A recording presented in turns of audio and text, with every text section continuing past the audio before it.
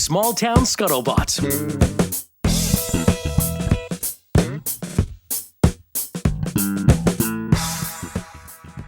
You'll never understand this until it's over, but like just try once in a while and remind yourself that this is maybe the most fun you're ever gonna have in stand-up. Like it's sort of like a paradox that you can't get around, because it's like you have to have been through it to be able to look back on it and go like, oh, those were actually like super fun times. Yeah. But it's like the beginning is so fun because it's like you're obsessed with comedy. You don't have a lot of attachments to things in your life. It's just like comedy is everything. Jokes are everything. And you're out there every night. And it's like, it kind of feels like, man, I'm grinding and I'm paying dues. But once it becomes your job and it becomes about money, it's fun. It's all the beauty of comedy is still there, but it's a totally different ballgame. Now you're sort of, now you've taken on the role of a business. Yeah. And it's like if you're, it's like in anything, right? It's like I'm sure if you're like a biologist, looking back at college, you're like, wow, that was really fun. That was like a really fun time. I was just with all 100 biologists every day, and we were all talking biology. And now I'm a scientist, and it's great, but I'm like alone more, and it's like you just don't realize that those are the good times, like or some of the best, or some of the purest, I would say. Yeah, you know what I mean? Oh yeah, That's why I still do Capo. It's like I still can be. I feel like it makes me still a part of it in some way. It brings you back to that every time community. Yeah. I'm around them. Yeah. And their sort of insecurities and everything like that. And it always makes me think, like last night, I was sort of talking to this young comic about, she had to follow someone who had killed, and she was nervous about it. Because at the show? Yeah. She was like, this doesn't always go good for me when I follow someone who's killing, because I feel like I can't meet their energy. And I was just basically kind of like, well, like you're a great comic. Sometimes it's about walking on the treadmill at their speed. You have to hop on at their speed and then adjust it to yours after a couple minutes. Yeah, that's hard to do. Just a couple of things that you're saying. I always like to hear it because it reinforces that I'm not the only one dealing with it. Like, I feel like it's, I'm feeling the highs and the lows. Yeah. Like, I just, I was up at the Strand Theater in Dover. I did a show with Mark and PJ Thibodeau and Jody Sloan. That was awesome. I did that like 3 weeks ago, and I did really well. And they were like, you want to come with us to Dover? And I'm like, yeah. And so we went up there, and I had 15, I'm from New Hampshire, so 15 people came out on my behalf, which was a good look, and it was nice to see people. And then, the next day I get, so I'm like really feeling great. And then the next day I get on that Last Comic Standing contest, but I applied for the Spotlight division, not the showcase. No, the showcase division, not the Spotlight. This myself, yeah. And I was like, oh, I don't think I should be in that, guest spot. I should be more like, I'm advanced more toward the feature. Yeah. I can host, open, and feature now. And that's what I'm doing. And then you look at the description. And so I tried to reach out to them and say, hey, I might have inadvertently lowballed myself. And they're like, they don't want to deal with Is that the emails. Foxwoods, whatever? Yeah, Mohican Sun. Mohican Sun, yeah. I mean, that thing's been around forever. Yeah. It's kind of a... What do you think of it? I hate those kind of things. You do? To be honest, yeah. Well, when I got the email saying you're in, it was just worded in a very like condescending. Yeah, that's how they are. Yeah, don't email me back. Yeah, I don't. I'll email you. I used to work there, and it's actually one of the only places I've ever done this.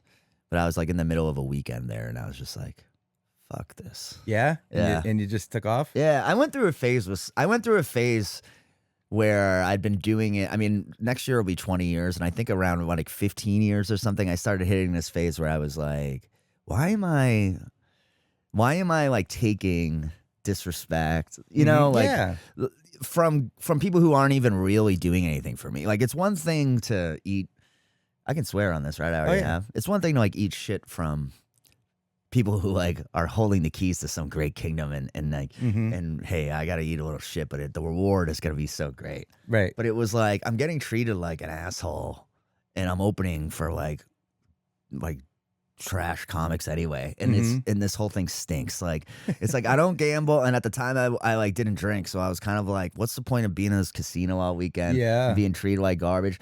I don't necessarily think that's like great advice to give people, because I did all those gigs for years and years and years. It was just kind of this thing where, yeah, it was like, especially when I like got married and so I was like, man, I'm married. Like, what am I doing? Yeah, down here featuring. You're featuring. I'm like, that's where I'm like, I know. And I once saw David Spade at the Wilbur, and he was talking about how he for a long time was a feature. Yeah, and that's right where he wanted to be. It is. He didn't want the pressure of being a headliner, and 20 minutes was good for him. And I thought, yeah, that sounds great. You know, I'm kind of a weirdo. I fully admit, like, I love featuring, and I still do it once in a while. And it always feels to me like just the easiest work. It's like I'm a marathon runner, and someone's like, just do a 5K for fun. You know? Exactly. It just feels so like you got enough time to take something for a walk and engage a little. Never thinking about closing, because you're just like, I got all day to like. I got so many closers for 30 minutes. It's like, who cares, you know? The whole set's closers.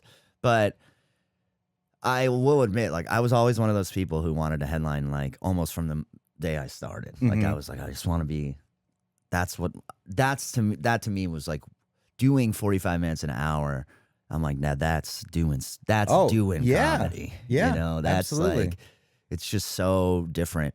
So even now, sometimes a gig I do might be like, I'm only making $100 more than the feature, and I'm only doing 10 minutes more. Yeah. So it might actually be easier for me to be the feature and get out of it, but I'll still, like, the pride in me is still like, no, I'm gonna close the show. Like, I still like closing shows. Yeah. Yeah. You don't want to. Do you feel like you're being one up? Like, do you compare yourself to other comics? Never. No? I really don't. Like, that's something I never. I feel like that's a pitfall that a lot of people. I think because I started in the acting world, like, I never.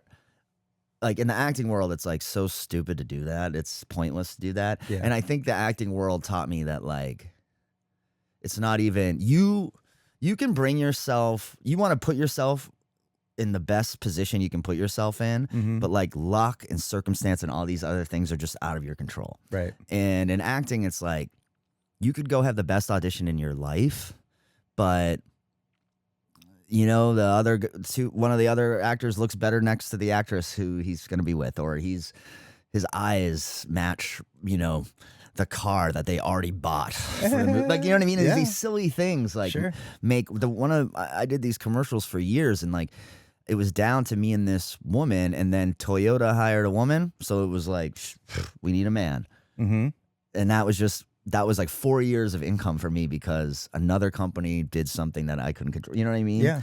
So I was already in this mindset from age like 14, 15 of like, hey, you know, you get there and then it's like, it's in God's hands, you know? And I think comedy is kind of the same way. Other guys' success, and also people, so you can never get mad at someone who like worked harder than you or took bigger risks than you. Yeah. You know, the only guys, I was talking about this with Bulger last night, like Shane Gillis, like no one can believe how big he's gotten. Do you like him? Oh, I love him. And I knew him. I guess I know him now, but I don't really know him now. It's like saying, but it's like, yeah, I've worked with him a bunch of times, opened for him, and hung out. He just seems like the guy that you want around your fire pit on a Saturday is like, night. I'm maybe more happy for him than like anybody. Yeah. Because it's a mix of, he really is that guy on stage, off stage. He's just a funny, good person who's like, can talk to anybody and hang out with anybody. Yeah, and never makes people feel like shit. You know? Yeah. Which is something a lot of famous comics do. Like, they can't hang out without putting other people down. You know, he's not really like that. Yeah. But the other thing is, more so than anyone else, he was always grinding. Like, he was like doing podcasts, filming sketches, like going on other people's podcasts. Like, it was always, even though he was like, oh, good old hilarious Shane who can drink like 12 beers every night. It's like, he's like me and Dan will be like, yeah, well, of course, like him and Bargatze are like the number 1 and number 2 guys because they've always been the 2 hardest working guys. You know? And Burr too, like, he's way older than me, but I remember everyone saying that about him. Like, oh man, like he just works so hard. Like when we all wanted to stay in New York because we were just friends and we liked our lives here, Burr was like, I got to go to LA because if you really want to make it, that's where you got to go. Yeah. You know what I mean? Yeah, so you grew out of it. So I was kind of like, hey, I wanted to get married and have a kid. And I sort of started to like those aspects of my life more. And so it's like, I never go like, oh, Mark Normand is like doing better than me now. It's like, he's always kind of been doing a little bit better than me. And he's great. And he likes this stuff. You know what I mean? Yeah. So I'm kind of like, so it's a long way of saying it. It's the same kind of concept as like when the comic before you kills, I just go like, yeah, that's great. You know what I mean? It's like, now I'm walking into a nice warm bed, you know. I'm climbing into a nice warm, comfy bed. You're trying to get that work-life balance. You're older and more mature. You feel like you've probably checked a lot of boxes and you hit the goals. I always tell people like, be careful with Buddhism and meditation because it can kind of like. Oh yeah, you're a Buddhist. Yeah, I am, and it was like that was the beginning of me kind of going like, I don't know. It was like I found a wife. I found this woman who like loved me and validated a lot of my feelings. Mm-hmm. I started meditating and getting into Buddhism and like finding myself okay with myself, and all of a sudden like this this sort of hunger for like validation from the outside world like wasn't really a thing anymore. And I was like starting to get.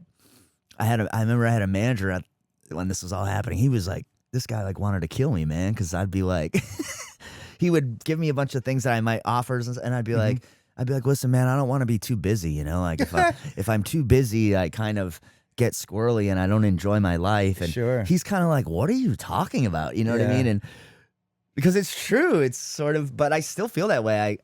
I have some, like, I'd say probably my closest friend who got famous is Andrew Schultz, and we're not friends anymore, but,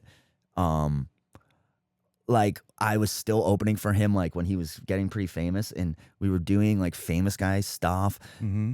and I would find, those days would, like, finally end, and I'd be like, I just cannot wait to go home and, like, sit with my dog on the couch. Yeah. And just get off of this train. Because it's I just hear you, man. constant small talking, competitive talking. You know, you're in a room with this whole entourage and everyone's trying to like say the funniest shit. You're also kind of like, you book a capo and you headline. So you're probably getting hit up quite a bit with, can I get on a show? Can I feature for you? Can I open for you? Do you know so-and-so? Can you put a word in for you? You're probably getting like, I try to, not do any of that. What is it? It's like 11 a.m. and I've gotten 5 of those already today. Really? Yeah, it's every day. Especially like Capo was last night. Mm-hmm. It was a good night. So a lot of Instagram clips went out of people last night. So that everyone sees those and goes, I want to do Capo. And then I see. Which is fine. I don't care. That's right. Well, I'm turning 50 this summer.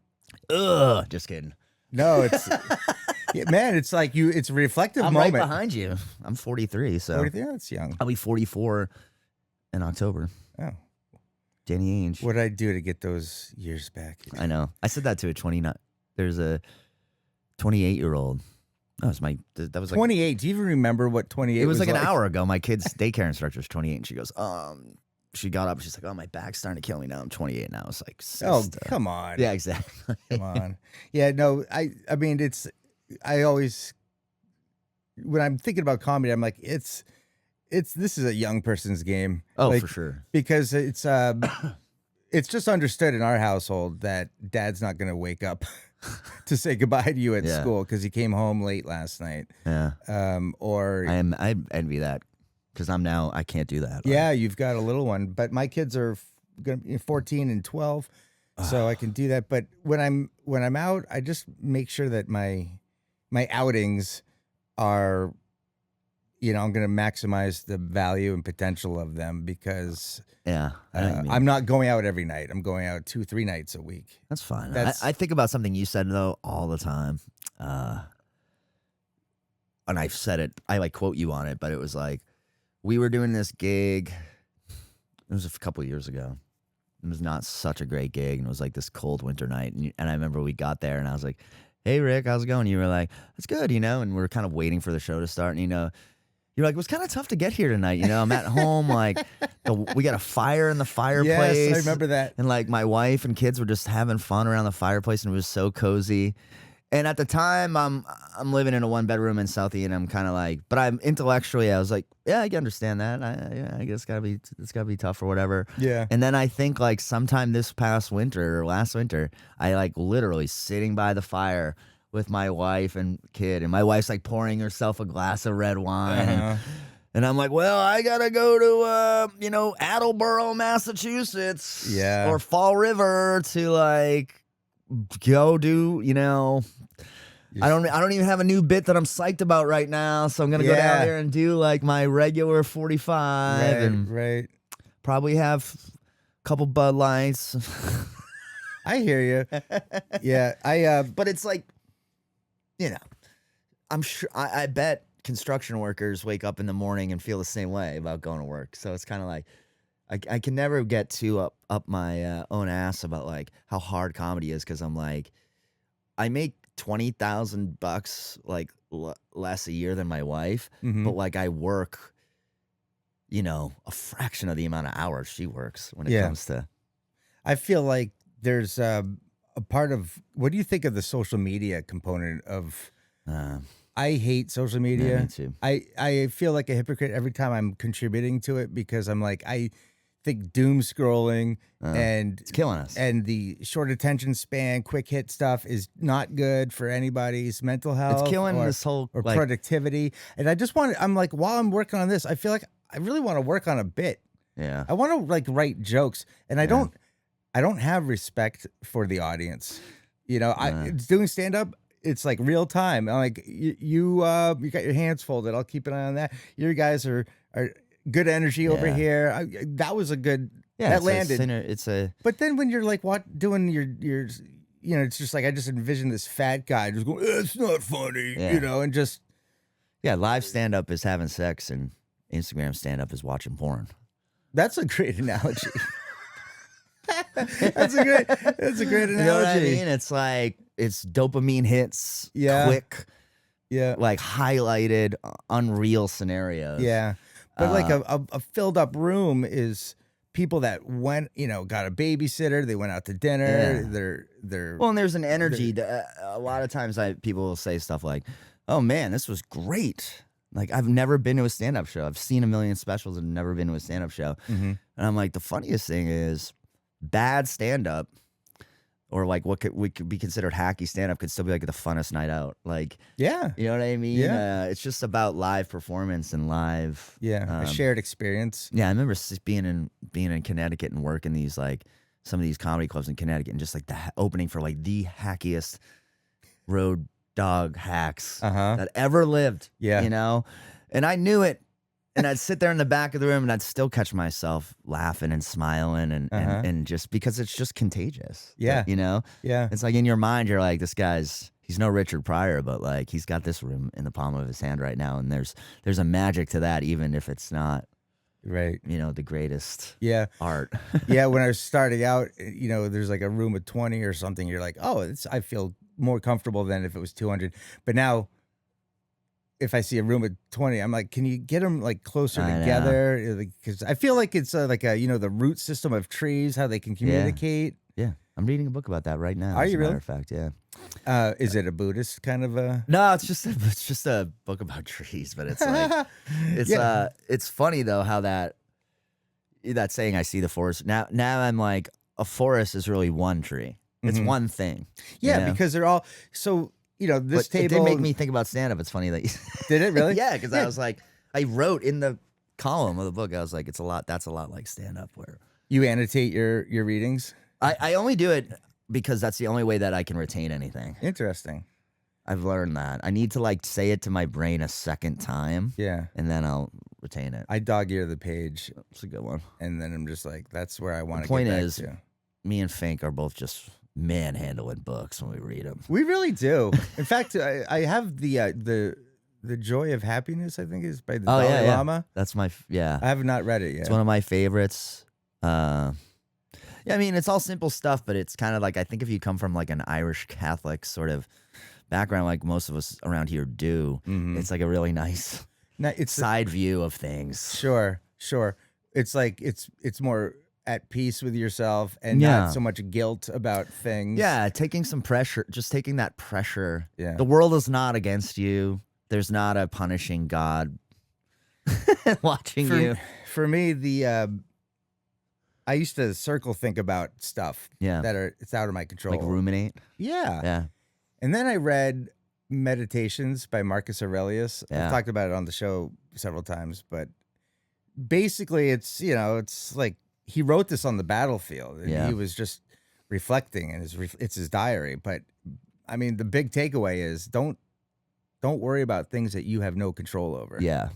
And I started doing that. Yeah. At first you don't just snap your finger and go, oh yeah, I don't care about that. No, it takes a little work. But now, we live in a really political, divisive world where you can't have conversations and people get, I look at like these protests and stuff and I'm like, I value your opinion, but the way you're presenting just looks like public rage therapy, group therapy. And I'm like, you have a vote, you can reach your Congress people, you can run for an office, but what else can you do? This is not helping. And I used to not be those people, but I would definitely be someone who would engage. I used to engage online. Oh yeah.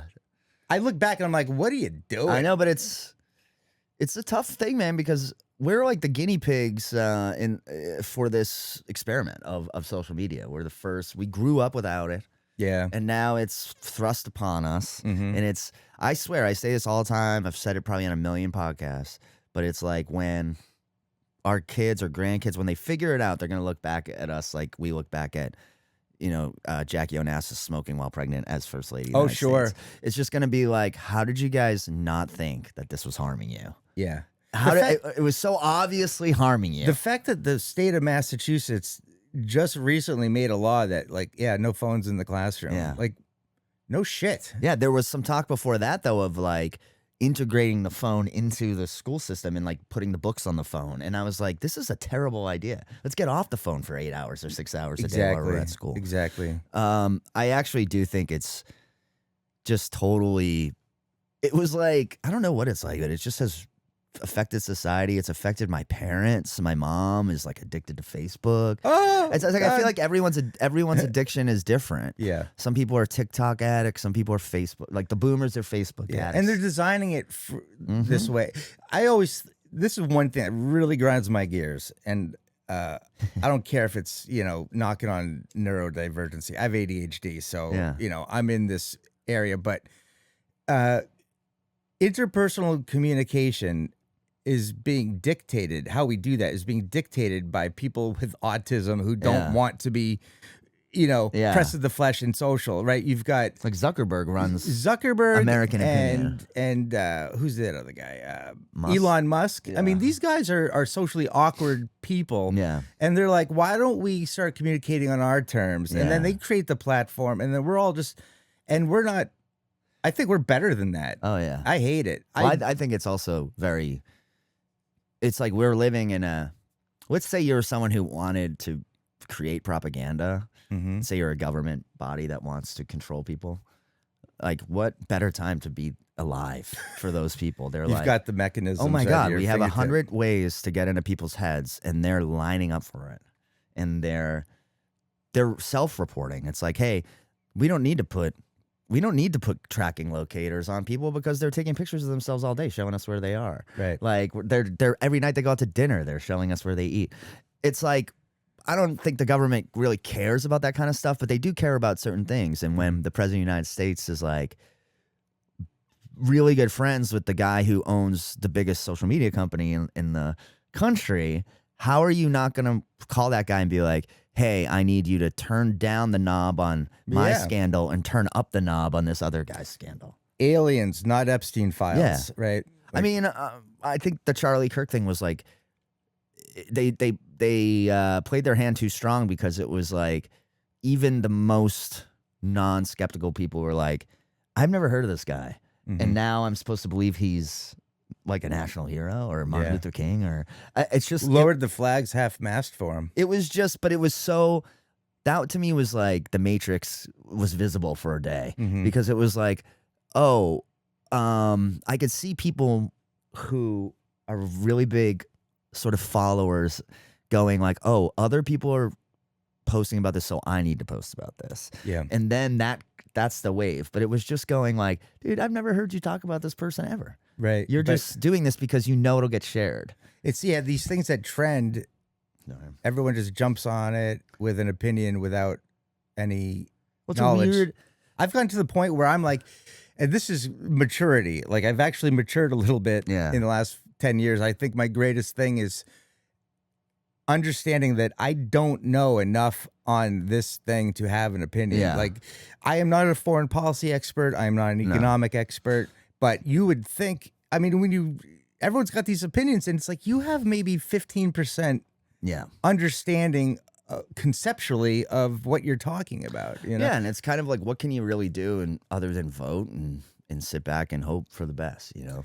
Yeah. And worrying yourself about it is, I've gone through similar phases of like during COVID, I was like when COVID first hit, I was probably already a little I was like reading too much news anyway, and that because of like Trump had just been elected and stuff, and then it was like that hit, and I was really like I just remember being like really fearful during that time. Yeah, thinking of what? I just thought like literally, I was like, this country's gonna fall apart. Yeah, where half of us are gonna die of this. They did make it seem like it felt was like that, you know. Yeah. And I guess I just at a certain point during that, for my own like mental health, just had to take like a break from all that stuff. And then by the time that break was over, it was just kind of like when you eat junk food and take a break or anything else that's bad for you. You're like, oh my God, like now that I haven't had that for 30 days, like that was really sort of handicapping me.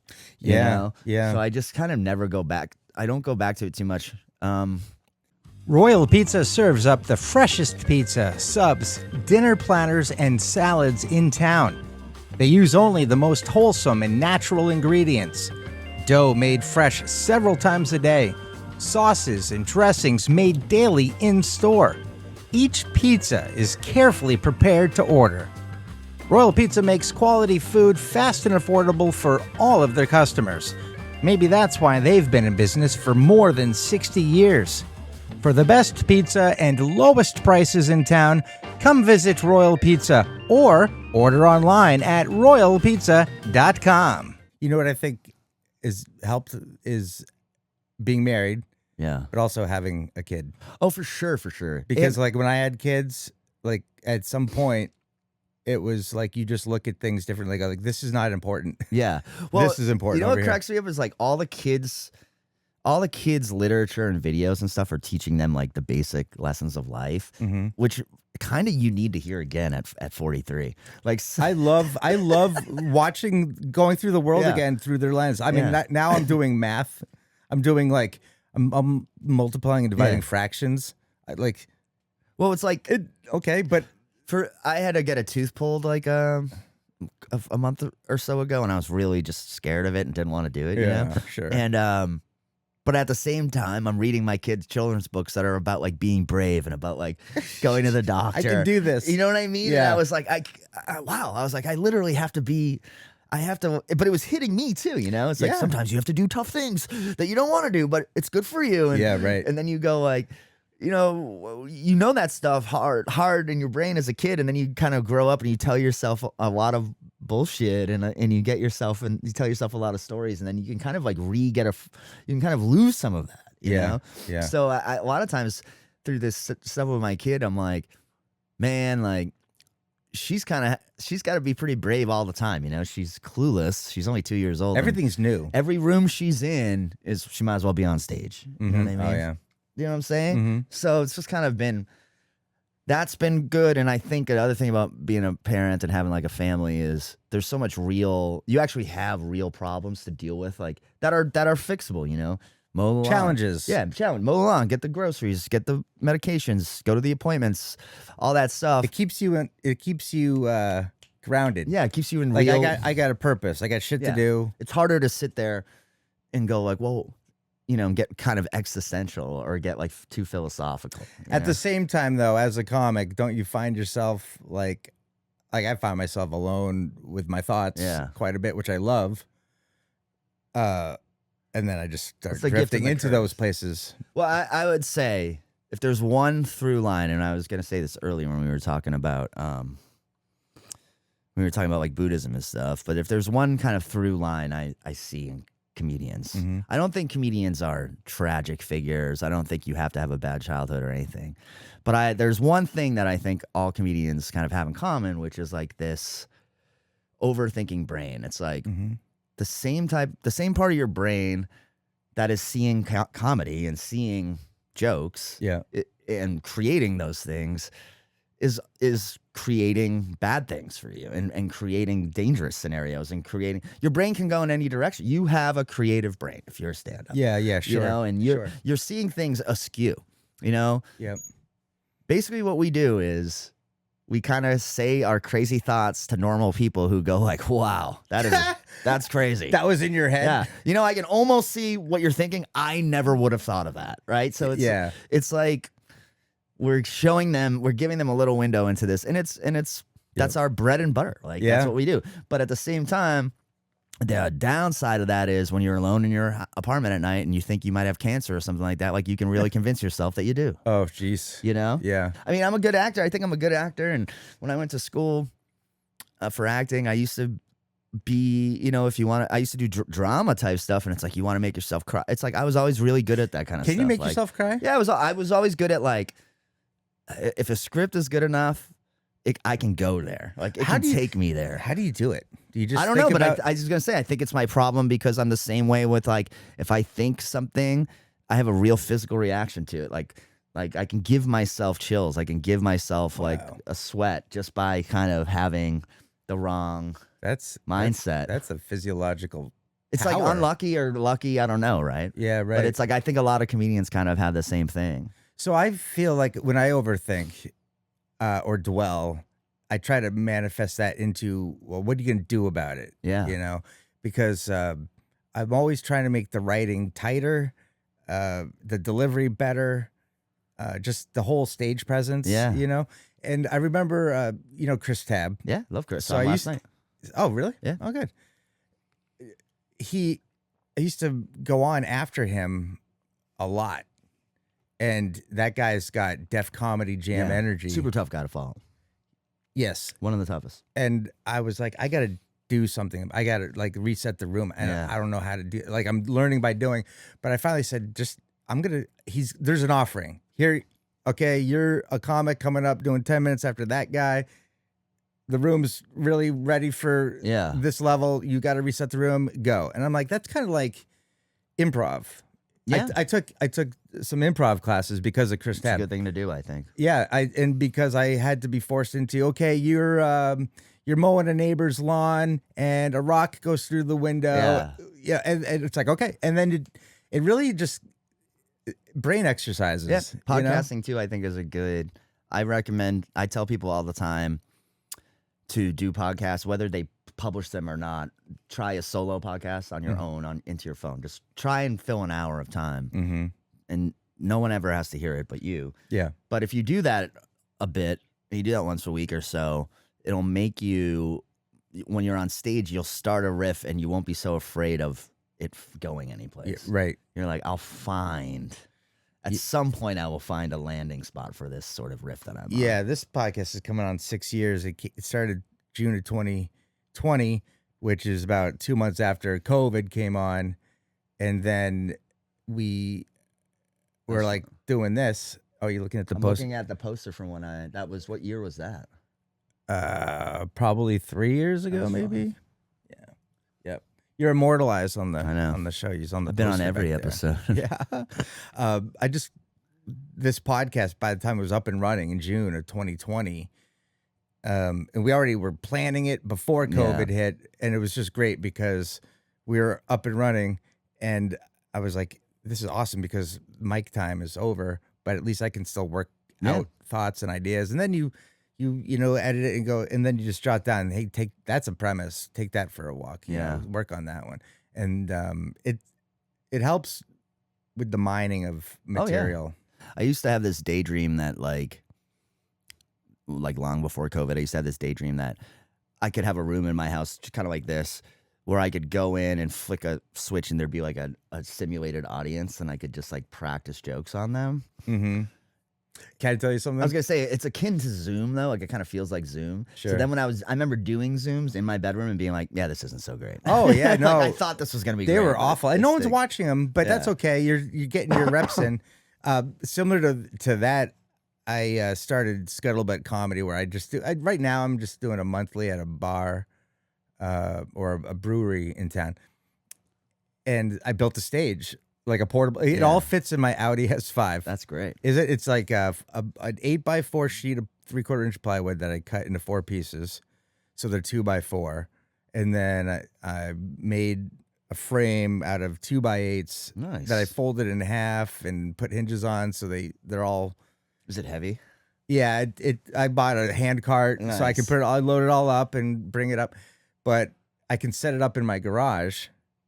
And, when everyone's gone, and I can just plug the mic in and get that whole... Yeah. And I used to do that. I still have a mic right on my desk. Like, do you? Yeah. Okay, good. I don't see this is the stuff because I'm like, I'm literally telling jokes to myself in my garage. Oh, dude. I'm talking to myself. Yeah. Is this normal? I guess so. Yeah, I've done that. That's like a good setup, honestly, to have the mic turned on and everything like that. But I've done that, and I definitely, if I'm on the road, it's like I really do it. If I'm alone in a hotel, why not? Like run a couple new bits, like the wall. You were talking about Mark Normand earlier, and I just saw this. It's floating around on the socials, but he took advice on writing a joke from Seinfeld. I don't know if you've seen it, but basically Seinfeld says, lock yourself in a room, no phone, no TV, no snacks, no distractions. Yeah. And just stare at your premise and fight the urge to get up and walk around or do those procrastinating things. And eventually your brain will get so bored, I agree with present the joke. And I'm trying that now. It's kind of like, how long is this going to take? Like my brain can get bored pretty quick. It's tough too. Like Gary Goldman many years ago was like, I go to a library every day for 2 hours or 3 hours, and I write there. Ooh, because a public, he's like, because you can't. It's not your house. You can't like get up and just walk around. I mean, you can, but you're just a weirdo if you do. And you want to be working and and I go to the quiet room at the Medfield Public Library, and I just open up my laptop and I did that for 3 months, like when he told me that. Yeah, and I wrote. Still one of my favorite bits. Like I wrote the girl reading out loud bit. It's like, it's really probably my most well crafted. I used it as a closer for years, and it's like, and I go, why did I stop doing that? Like he gave me great advice. I implemented it. I got a great bit. It worked. And then I kind of went back to. I mean, I've tried a bunch of different ways. My way I've written has like flowed over the years, but I don't think I'm doing what Seinfeld's doing, but I think like my best stuff is when I just sit my ass down and force myself to write for an hour or two. Yeah. Yeah. And it's so much fun. It's so funny how you go, wow, how it's so much easier to try new material when you have 10 tags instead of 2. Yes. That you can remember. 2 that you just came up with in the car or you can remember, and they might be funny, as opposed to like when you write 10, your brain automatically cuts the worst 5, and then you have now you have 5 to play around with instead. You know what I mean? Do you have any writing formulas that you like? Because like when I started out, I bought books on how to write jokes, and there's like some good tidbits that I take. It's like you take some, you leave some. Are there any? I would say. What's your style? My like biggest thing that I think I kind of came up with on my own is when I'm something I'll do is a lot of the bits I'm working out are short, they'll kind of be like 3 minutes long, 4 minutes long, maybe all types of topics. Once in a while I'll write out just sort of the titles of all my jokes on a page that I'm doing, like I would on a set list, but all of them. And then I sort of just look at those and I draw lines connecting ones that could have any connection. So it's like, oh, this joke's about driving and this joke's about like a diner. Maybe I could be driving to the diner. That's like they could connect, right? And then I start connecting those and I'll quickly start to see like, oh, I can combine these 2 small jokes into one big joke, or maybe even 3 and then you have bits. Now you have like 6-7 minute bits instead of these 2-3 minute lines or chunks or like little zingers. Now you have like stories, you know what I mean? So that was something I started doing that I never stopped doing. And I've been shocked a couple times. Like sometimes it's obvious. You're like, yeah, this joke goes with this joke. But then other times, this one joke that's just not working. And you're like, if I just insert this really weird thought about tennis balls, it brings the whole thing together. You know what I mean? Yeah, man. I mean, I've had that happen a lot. Well, I like the way your brain works. One of the things you joke about, and I've mentioned this before, you're like, oh, yeah, you like that bit. It's the one where you're talking about, back when you had to buy pot from a dealer and you go to their house, and then you had to listen to them talk about their lizards owned and then yet to be owned. Yet to be owned. Okay, so most comics would just end with, the lizard, want to see my lizard? And I got a new, and everyone can relate. It's a relatable joke. It's hilarious. And it could have just lived, and that could have been it. Yeah, yeah. But then you added, and yet to be owned. And I'm like, that even more encapsulates this guy. Oh, and yeah. Aspirational lizards. Like, how do you, you squeeze a little more out? That's nice of you to say. Aspirational lizards. That would be a good punk band. I add that all the time. I'm like, oh, he's got aspirational lizards. He wants a Komodo. He's got iguana money. He wants a Komodo dragon. I'm like, you're going to get there, Dante. You're going to get there, man. Yeah, dude, it's just. I mean, that's the thing. I'm always like, there's more here. Like, just where is it? That is kind of my favorite. I'm glad you like. That is where I laugh at comedy, when I do like those little touches of sort of character, or it's such a nuance. Yeah, just a little. It's just like, it's not even that big of a thing in the experience. But it adds color to it. Oh though. Yeah, yes. That's actually funny that you. What's funny is you mentioned that is.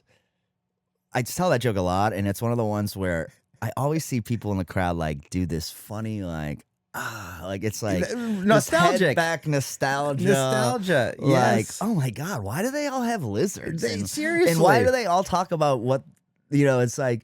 They're not happy with the lizards they have. They want they want to trade them in. They want more. You know what I mean? It's an addiction. It's like something about guys that sell weed just want a big lizard collection. Yeah, that is in it.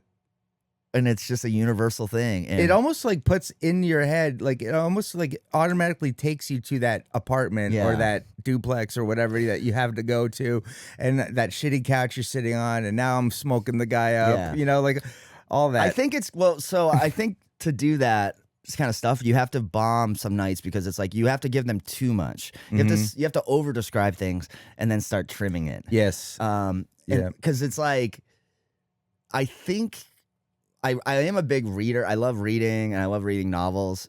And I think novels do the best job of putting you there, putting you in the place, putting you in them, not only in the physical place, but like in the psyche of the main character. Yeah, yeah. And they do that through painting, kind of showing you and not telling you, right? Like, yes. Showing you what's going on in that world and making you a part of that world, and making you make your own connections instead of sort of forcing them on you.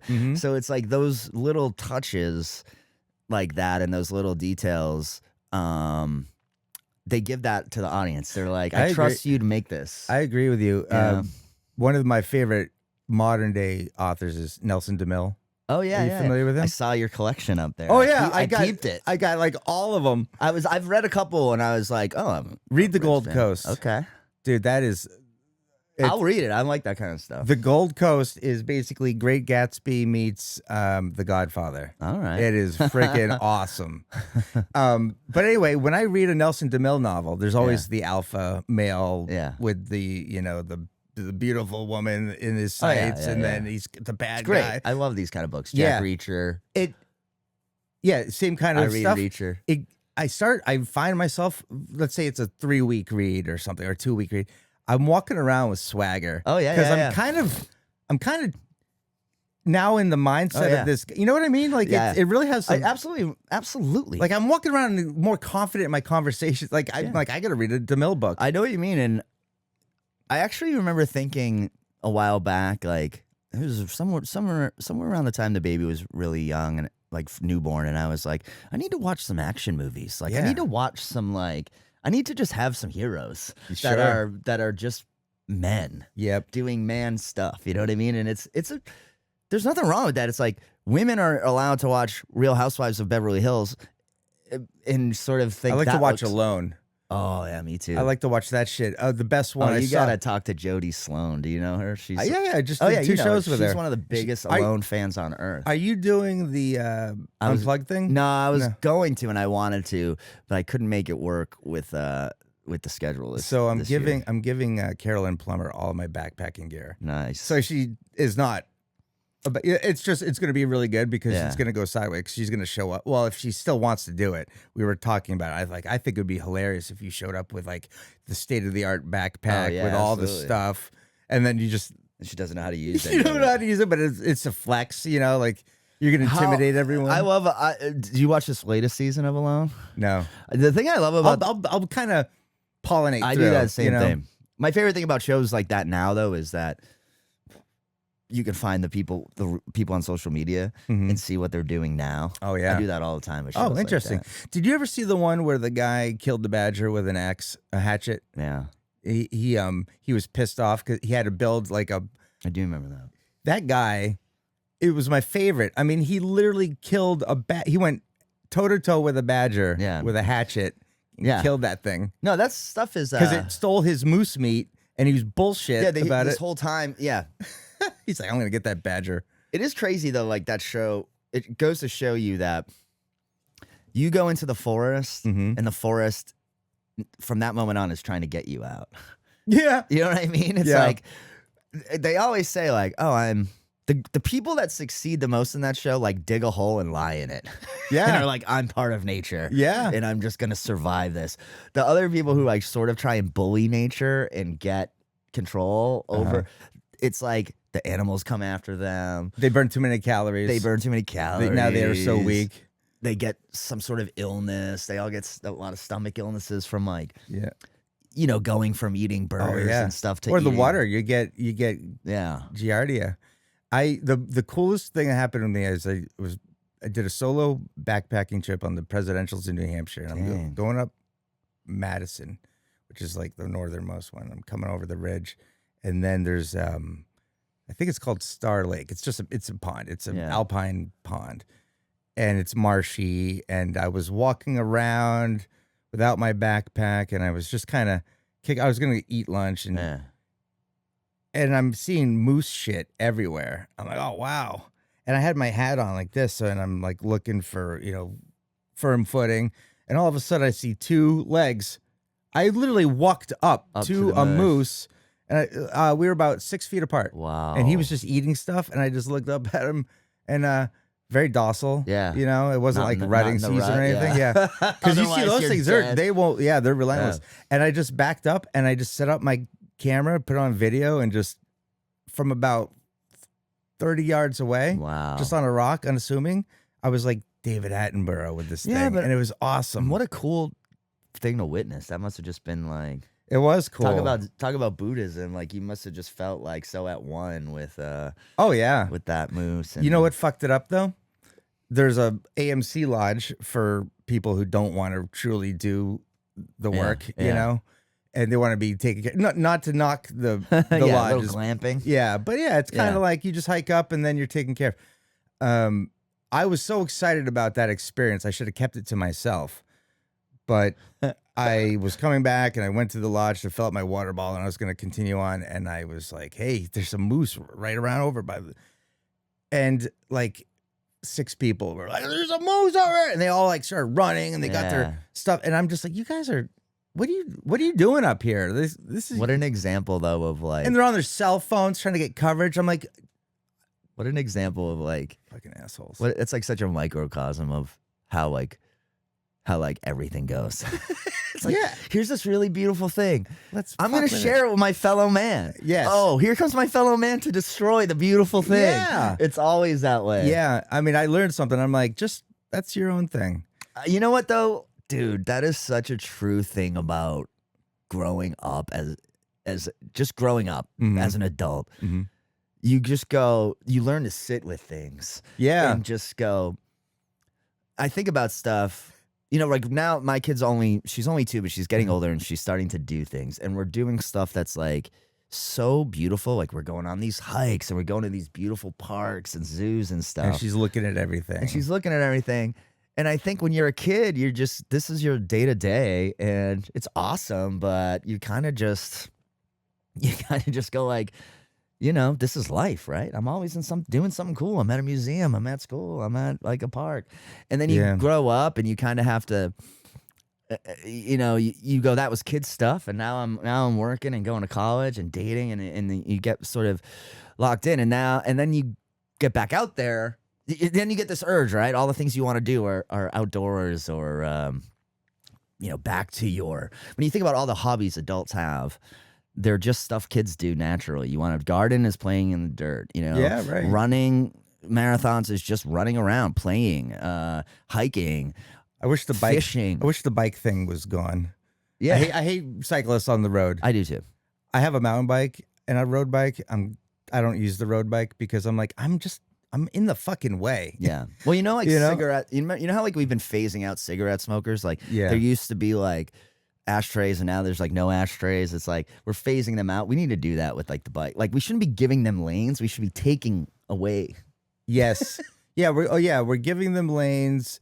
And then there's laws that protect them. Like, you know, you got to give them a 3-foot berth. I'm like, yeah, but doesn't that conflict with the don't cross the yellow line law too? No, Like, yeah, it's just like, look at the numbers too, though. It shouldn't be like, you shouldn't be riding 4 abreast.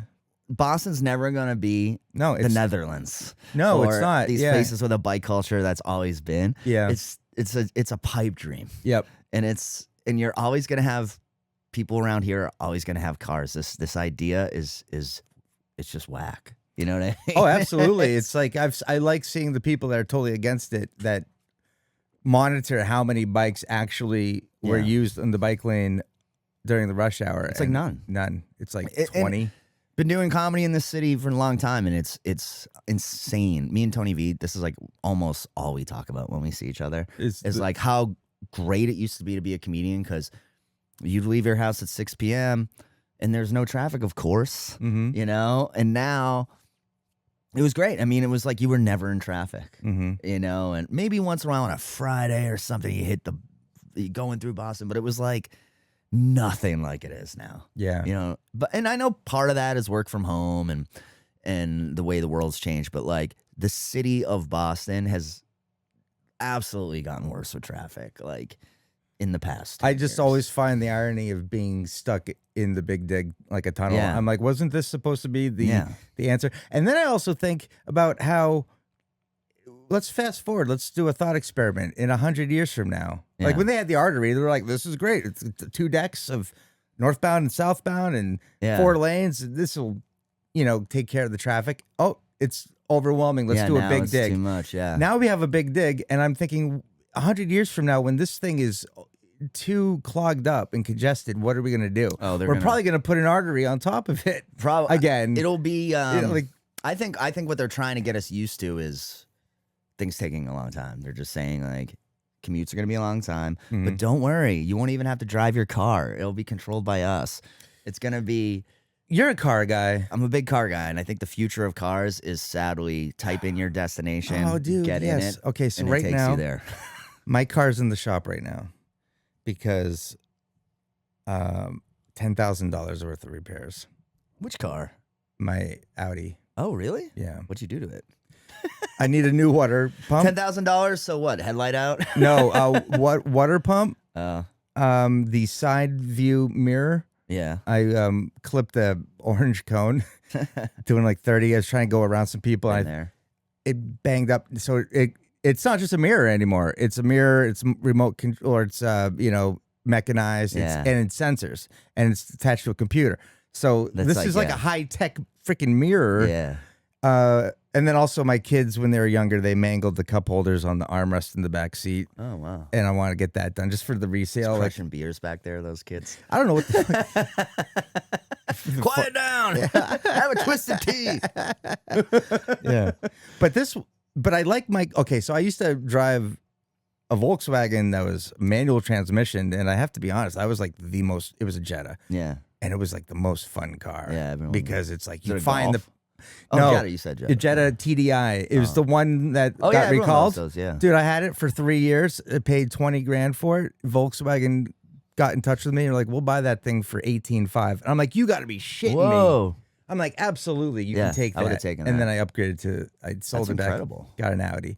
And then I've been like in love with them. I got the S3, now I have the S5. You want an A3? I'll sell to you right now.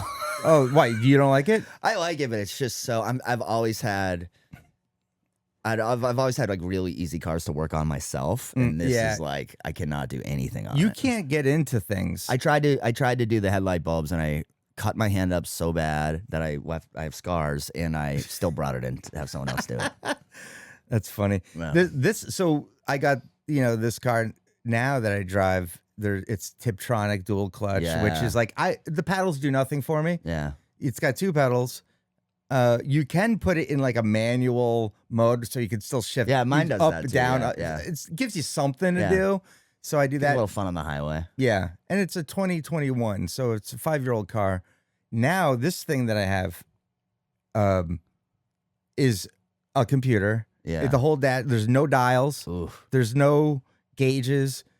Just to turn like the AC up, you have to like. They're phasing that out, though. I've heard every car company. Good, Yeah. good, because Honda, starting with Honda, they're putting in more knobs, but it's just the public has spoken. No one liked that. But I feel like and I think that needs to go back to give us the manual. Yeah. Because I mean, if you're buying a car at this level that can do, Yeah. 400 horsepower, all that torque, and the handling, I mean, the engineering, the German engine. Yeah.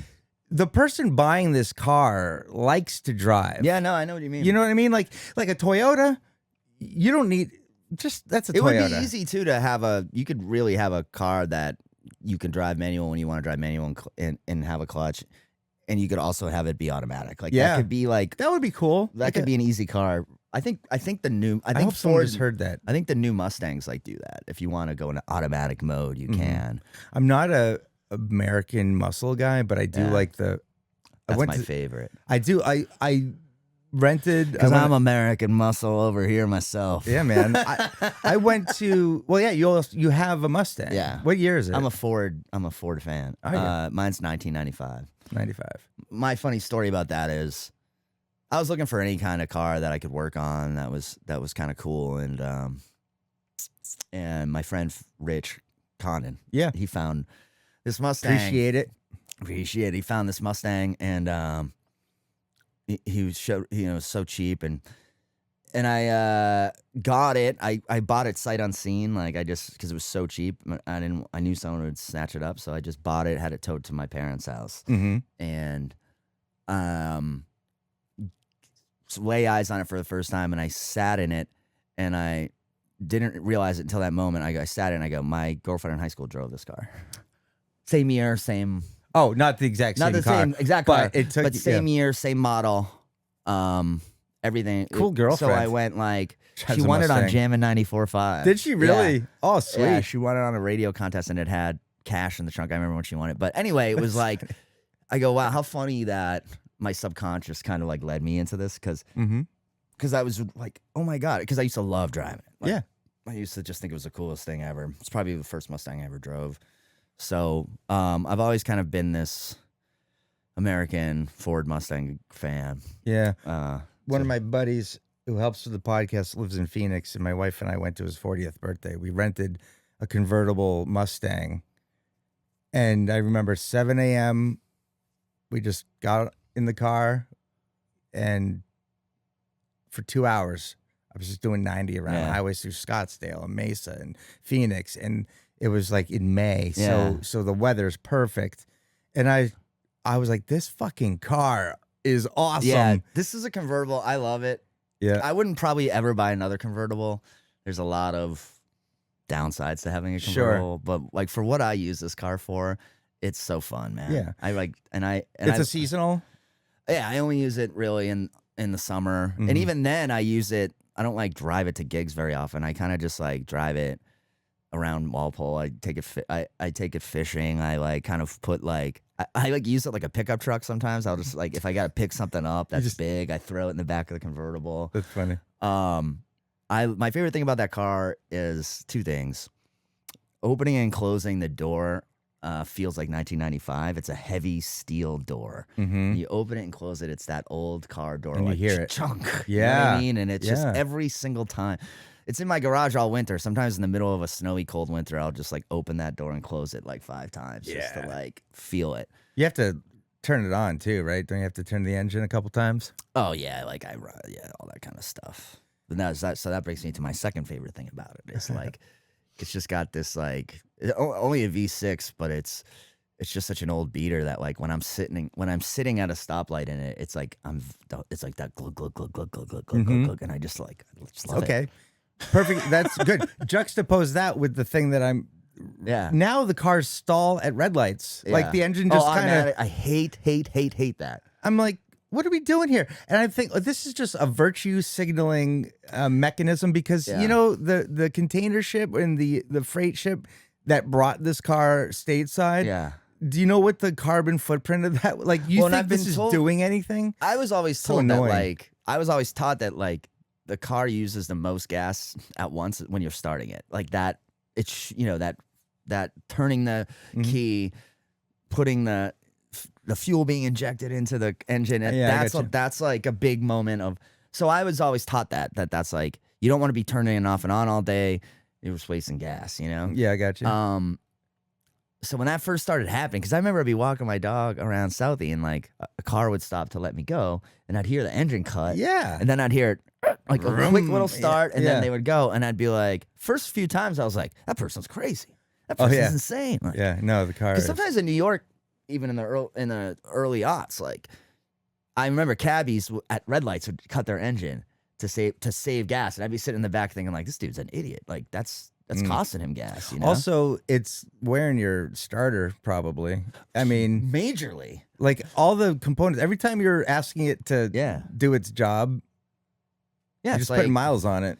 Yeah, I was thinking my brother bites his thumb like a nail, like kind of nervously, and then when he was like 50, it like his tooth just chipped finally. I'm like 50 years of biting the same nail, like in the same spot. Like you're gonna eventually do it, and it's kind of like. But anyway, all mechanics though, modern mechanic, they'll be like the way cars are built now, the starters are indestructible, and this is fine, and it's not using a ton of fuel. But to me, it does seem like I don't know that maybe it's because all the cars I've worked on are older, but I'm like it just can't be good to be. It doesn't sound good. Well, it doesn't do anything for the driving enthusiast like ourselves. No. Like I call them therapy drives. Sometimes I'm just like, I got to clear my head. I'll take the car in the back roads, uphill, downhill, windy, and just get lost. And then I'm like, whoo, I feel great. I also love like comedy. I do. I kind of say like my sphere is like anywhere within 2 hours I go and I come back that night. Same, yeah. And like even longer, I'll come back 3 hours. Oh yeah, I haven't, but 2.5 way up in New Hampshire. When I was younger, I used to really go crazy with that. I'd go to New York, do a spot, come back. Oh, no shit. Yeah, but it's fun though because you get that, you shut that door. This is my chamber, my safe space. I love driving, And then I get to just think about my set. I get to think about what I'm doing. Just lock in, you know? Absolutely. It's kind of like my green room. I mean, and then coming home. I mean, when the wife and a baby screaming, you know. Oh, yeah. It's like, I'll get the groceries. You know what? I think I got to get to, I got to get early tonight, I think. It's just, I should be traffic. Yeah. I just like driving home, too, with all that adrenaline from the show. It's like, now I can drive, and it's a quick. That's the job, it's a quick 2-hour drive because you just. We're like, that's what they pay us for is that. Like, I think. I mean, I love doing it, but it's like, I mean, I do that all the time. I've done that. I mean, I can't even tell you how many hundreds of thousands of hours I've probably just driven alone in a car. Yeah. Doing stand up.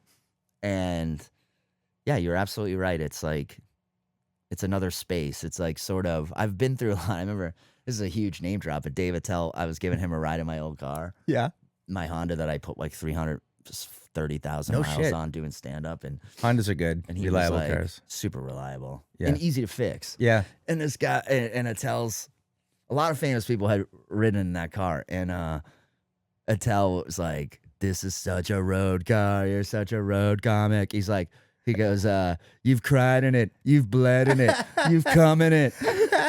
He's like, I can smell all the fluids. And it was like so funny. But I was like, you're right, man. Like this thing is like, I've been through some shit in this car. Yeah. You know, I bombed and sat in it, and I've driven it the first time I was on. You know, I remember like when I started to do some stuff on TV, I'd be driving. This thing was like, I mean, I was literally doing commercials for Honda and driving up to the shoots in this like destroyed Honda, 06 Honda that I'd been putting through its paces, you know. Yeah.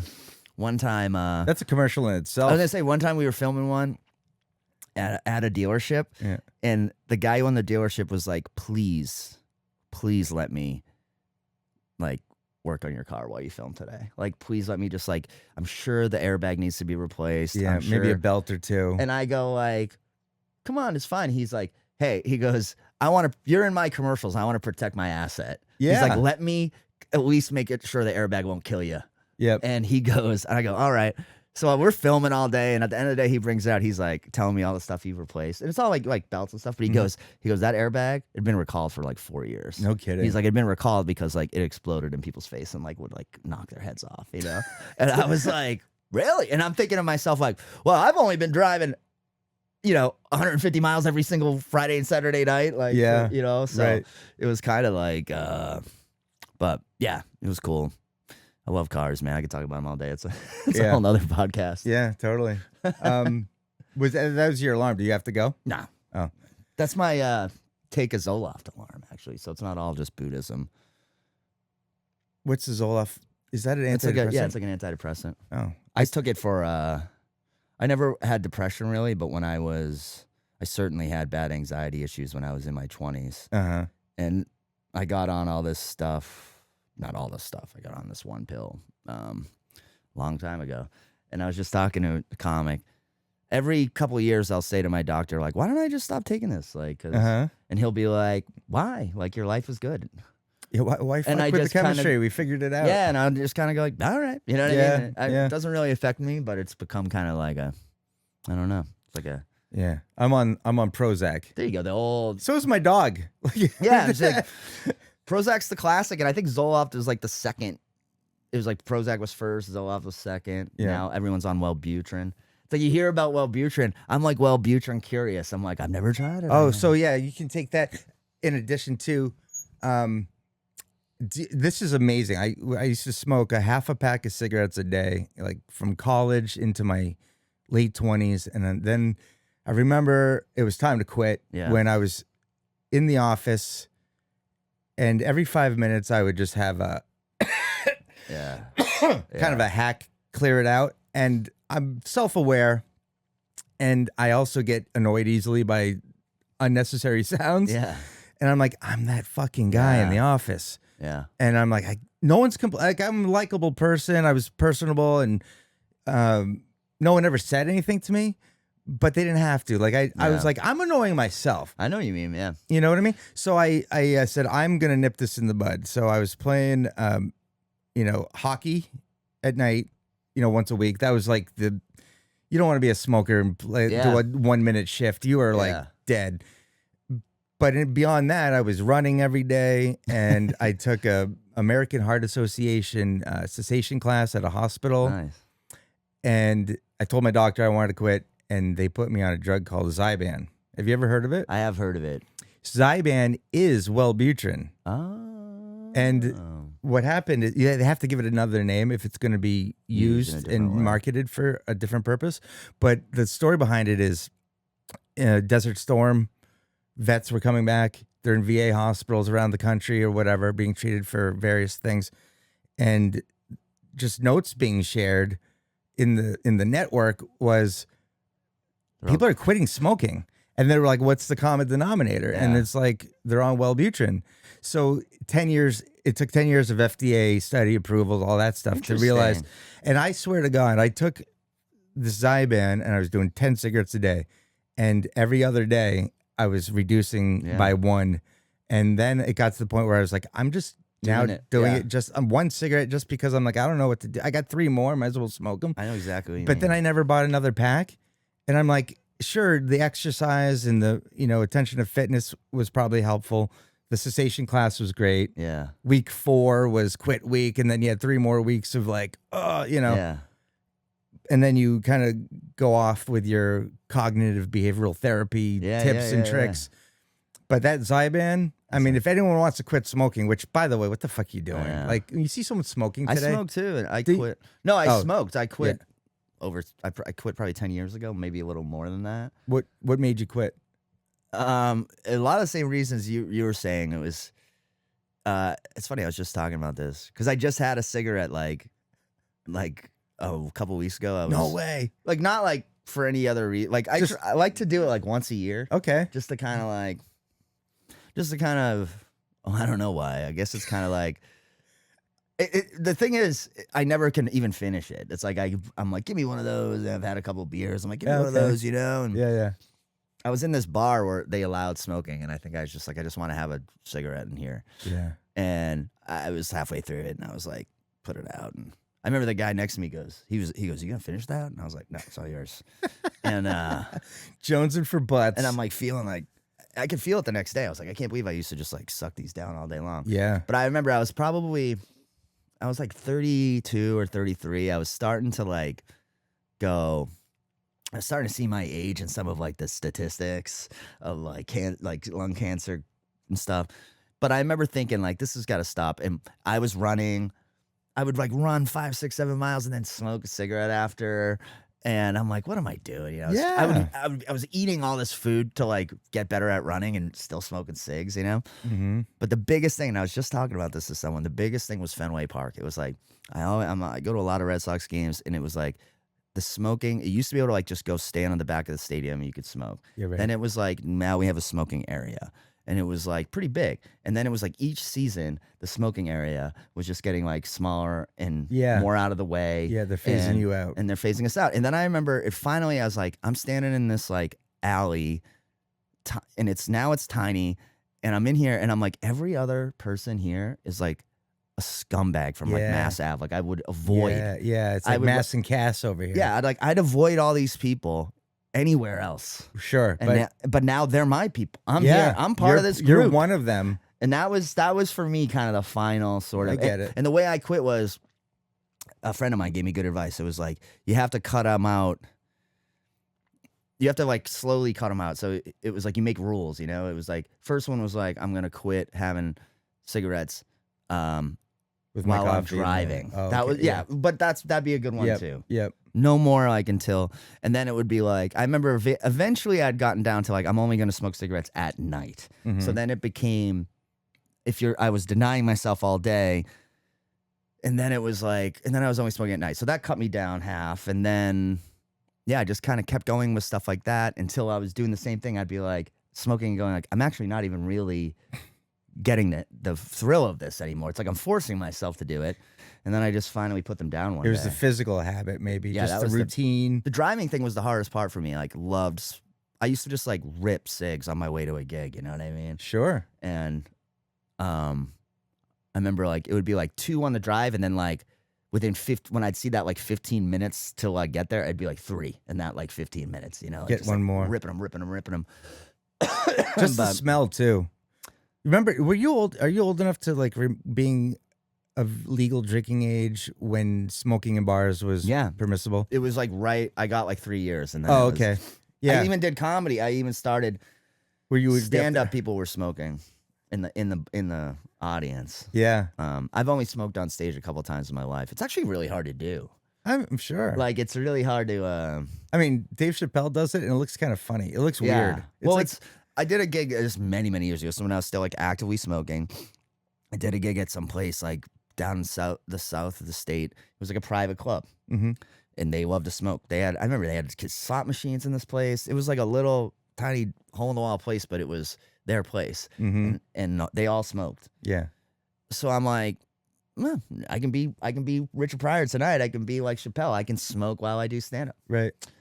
And I'm up there. I got the water up there, and I'm like, I can't even find time to like hit this thing because I'm doing stand up. Like I'm talking. You know what I mean? And it was like, I remember it was like I would talk and I'd take a hit of a cigarette and I'd be like, I'm like making myself sick. Like I'm like getting dizzy because this just isn't natural. You know what I mean? Yeah, you're too aware of. You're not locked in on the connecting with the audience and the jokes and you're. Yeah, feeling I had out of no place a muscle little bit. for it. Yeah. Even though I smoked all the time and I did stand up all the time, it was like putting the two things together wasn't just some seamless thing. I remember being like, you know, the timing of stand up and like the pauses, you can't just like throw a cig in your mouth during all of those, you know? During the pause for laughter. Yeah. But then I look back on a lot of the comics I watched who smoked, like they're rarely actually hitting the cigarette. It's just there. It's in their hand. It's kind of just like a. Exactly. Like when my grandma used to smoke the Pall Malls, she would light it up, put it there, and then it would just be like an incense stick. Yeah, little incense. You know, like have the ash, like an inch of ash. That's so funny. And Pall Mall unfiltered cigarettes. Yeah, I'll admit though, I'm a little trashy. Like I kind of like it. I kind of still like the smell sometimes. Yeah, I hear you. Like if I'm at the beach, cheap women's perfume like mixed with cigarettes. There's like something I like about that. You like? Are you into horse? I guess so. I don't know. There's something like cozy and nostalgic about it. I gotcha. Yeah. Yeah. No, I just hated the smell of it. And I was like, I do remember. I come home from bars and just like take off all of my clothes and leave them on the porch because it was just like you smell like. Yeah, it was crazy. I was just in a room not that long ago with a lot of cigarette smoke, and I went home and I was like, oh my God, I haven't like felt this in forever. Yeah. And I don't miss like, restaurants like smelling like cigarettes and stuff, but it was wild. Yeah. It was wild how overnight that was. Like it's kind of like seatbelts. Like imagine where I remember people were in New York City were like, because that's where I was living when they stopped smoking in bar, and people were like, you gotta be kidding me. What with like, it's my God-given right to smoke cigarettes when I drink, you know? Yeah, what I mean? right. And it was like tough cookies, you know? This is the way of the world. Yeah, I don't need the government making decisions for me. I But know. And then it became though, honestly, it was great because you'd see a girl that you wanted to talk to at the bar. You just had to wait until she went out for a cigarette, and then you went out for one. yeah. Yeah. Yep. And then you just be like, hey, what's up? Oh yeah. Oh, what a coincidence. Hey, we both have bad breath. What's going on? That's funny. Now I scoff at the idea of like first of all, I forgive myself for the smoking because your body is so forgiving. Oh yeah. You know, It's not like we were heroin addicts either. You know what I mean? It's like, you know, it's I bad. was. It's really bad for you, but so is a lot of things. Your lungs. Okay, so if you, I learned this in that cessation class, but you quit for 10 years. You know, when doctor an autopsy, you wouldn't even know. I mean, you might have some scar tissue, but for the most part, your lungs are all cleaned out and you're all good. I want to add to. I read the book too, the Alan Carr book that everyone reads about quitting smoking. Oh, okay. That helps too. Did it? Yeah, I think the cessation classes use all the same methods. Yeah, That's what made me think just of it. have some kind of guidance. You know, someone to hold my hand through this process. It sucks, but And like all addictions, though, it's like you gotta want to do it. Like, so if your wife's making you and you still want to smoke, like it's gonna be twice as hard as if you can find your own reason. yeah, and it's also twice as risky because not only are you dealing with health, but you're also dealing with a relationship. Yeah, my wife would divorce me if I started smoking it. Yeah. That would be like, because her parents both smoked her whole life. She hates it, hates it. Yeah. So it would be like, Well, they're like $15 a pack now, I too. mean- When I see someone smoking, I'm like, you got to find a new vice because that's well, it's also like ridiculous. I actually totally, like when I was talking about, when I went on this Zoloft, I was smoking. And it was like, I had high anxiety because I was giving myself a stimulant all day long. Right. You know what I mean? Sure. Like I love coffee. Like I still enjoy stimulants of a sort, but it's like, it is so funny how many people go like, oh, I need a cigarette. It calms me down. That's how I relax. It's like, no, you feel good because you got like your addiction, but like in reality, you're keyed up all the time. Yeah. You're giving yourself a stimulant, you know? That reminds me, all too often in a green room before a show, I overhear comics talking about their combination of substances nothing like crack or you know, but like, and there's one guy who's like, yeah, I drink like 2 Red Bulls and then I go out and I smoke pot. I'm like, it's like just to offset. I'm like, that is kind of. I know it's like, but I mean, I think about that kind of stuff a lot. I do sometimes at Capo when I'm just like watching the audience. I'm like, it's just funny, you know. Everyone's got their different. This woman over here only needs, you know, she wants 2 glasses of wine and then she's good, you know. But that's a Wednesday night, you know. And then this lady over here, she's just having a water, and this lady over here. Are you talking about the audience or the audience normally, you know. And I'll just kind of be like, I think that's one of the most sort of interesting unspoken things. That's sort of drinking and other vices are just everyone does them, and everyone kind of has their own thing, and it's just this funny thing we don't really. Yeah, it's like people's finances. You just don't dig deep into that. You know what I mean? It's I just, hear you. But I've noticed that, like even people who are like you said, I see people with caffeine. Like sometimes I'm like, who's a worse driver? Someone who's had too much caffeine or someone who's smoked too much weed? You know? Yeah, I would say, I don't know. I mean, the caffeine person might drive more offensively. Yeah. But they'll have quicker reaction. They're probably both not good. This coffee is a blonde. Do you know the blonde? That's what the lighter the color, the more caffeine in it. Yeah, they didn't roast as much out. I know People think the dark. Yeah, and it has 2 shots of espresso in it. Oh, you go hard. Sometimes I do. Yeah. Like today, I want to have like a productive. You know, I got a lot of things I want to do, and I feel I'm a big coffee guy. This is I do 3 cups to start the day. Yeah, and the first 2 are like heavy black. That I know is a little weaker, right? So it's like that. I have 2 of those, and then I go on daycare days. This is from Country Kitchen in Walpole. Then I go with cream and 3 sugars on the last one. Do you really? Just I'm like, I stay away from that. That's my dessert coffee. The third one. Oh yeah, I'm trying to lose weight, so I've been cutting the sugar out. I just go running. Just go. You know what I've been? Then you can do whatever you want. I do a little running, but I in high school I used to run on the cross country team. Yeah. I could do a 5K in under 19 minutes. Wow. Like 18:45 was my best time. Wow. And I'm like, now I'm probably 25. 23. Oh, that's still amazing. Under 25 is still, you're in great shape. It is, but you know, you had something and it's just age. I'm having aging process issues. Like, I've quit all this crap because I feel like the worst thing is like cancer is hereditary, but it's also environmental. And if I give myself, I'm like, I don't. Do you know, do you use Strava? What's that? It's like an app. It's like a social media app for running. Oh, yes. I have used it. I have used it. I used it. It's got a new feature lately that it has AI tell you, it kind of gives you AI notes on your runs. Really? And I'm dealing with the same thing. Like I used to be, I don't know, 4 or 5 years ago, I was in pretty amazing running shape. Like like peak of my life, you know? Mm-hmm. Doing half marathons and probably running 5Ks around 24 minutes, like 20, you know. Yeah, that's great. And but I was just like really thin and like light, and you know, married, kids, like all kinds of things. My dad, parents, sick parents, all that kind of stuff. Yeah. And aging, you know. Yep. And so I run with a lot less frequency, but I do run still. And it's like, yeah, my miles are like just creeping up, you know? Yeah. And the crappy thing is this AI is like, hey, like it's always trying to be positive with you, but it's like you ran faster than you ran last week, but you ran a lot slower than you ran 2 years ago. You know what I mean? Yeah, and it's just kind of like reminding you that, but I go, I don't know. It's just, I was in a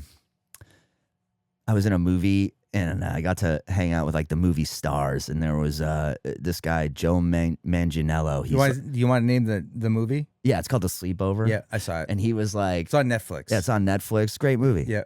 And this guy, he was in Magic Mike, and he's like a bodybuilder, handsome movie star guy. Mm-hmm. Like he's known for his body, like and his looks. Kind of like me. Yeah, exactly. Just like you know, the Rick Fink of movie stars. And he. You know, it was fun kind of talking about fitness. He was very like, wanted to hang. Mm-hmm. And I think he liked hanging out with like the small timers. and local real guys. people. Yeah, the real peeps, you know? like the So grounded. we ate lunch together and stuff, and I would ask him stuff like about like because I was just very curious. He was married to Sofia Vergara at the time. Are you serious? Yeah. Oh my God, she's that's. She would call him on speakerphone, and it would be like the weird, most He was surreal married to thing. Sofia Vergara. Yeah, and he would tell us stuff about her, like he'd tell us like about like how they met and like how they first hooked up and stuff like that. It was like I heard some good stories off the mic, I'll tell you. Dude, she's. But anyway, this guy was a specimen. I'm know? sorry, I got totally distracted. Yeah. She's hot. I mean, their whole. It was funny how he basically made it sound like they were like, God, we were just so freaking attracted to each other. Yeah. Like, nothing else matters. Oh, like, because good. they're both like, he was like this Greek god and she's like this Yeah. Greek goddess, you know? Yep. And anyway, though, I kind of talked to him about this. I was like, man, it's just kind of bumming me out watching my mile times go down. Like, Yeah. And he literally like looked at me like, what are you going to do about that? He's like, Father Time, man. It's like undefeated. Mm-hmm. He's like, everyone. He's like, he kind of looked at me like, stop being a bitch and just like keep working out. Yeah. You know? You get a good reinforcing reminder when you see like David Ortiz throw out a pitch. You're like, Yeah. it affects him too. It you know, affects like everybody. see Pedro Martinez, he's getting some grays. Can't fight Father Time, man. Yeah, last year I was trying to time my mile on the track. I want no distraction. You know, I want the flat track, and I would start the clock and I would run, and I got it down to 6:20. But I was like, Amazing though. yeah, but I was trying to. You're trying to do your high school stuff. Yes, I was trying to beat 6 minutes, and it took me all Yeah. summer to get from like 7:45 was my first one Yeah. down to 6:20. Because you can, I'm like telling you, the body is like you Yeah. can wake it up and engage it real quick. Yeah. You know, your cardiovascular health.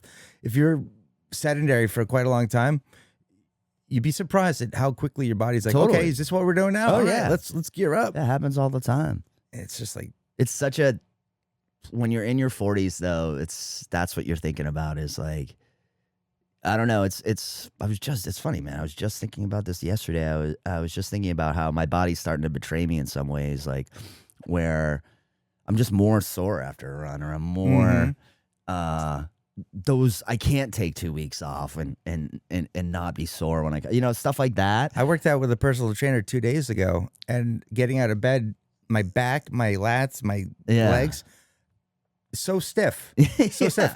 I have this new bit now where just getting older and things that go along with it. Like my doctor actually gave me instructions on how to properly get out of bed without pulling a muscle, and it basically is you have to plant both feet on the floor before you launch out. Because I played hockey. I used to just jump over the dashboard. Your whole life, you never really had to think about how do I get out of bed. Ergonomically getting out of bed without hurting it. I'm like, okay, my feet are down now. I can get up. And I had a few weeks ago. I like picked up the baby. This is like a couple months back.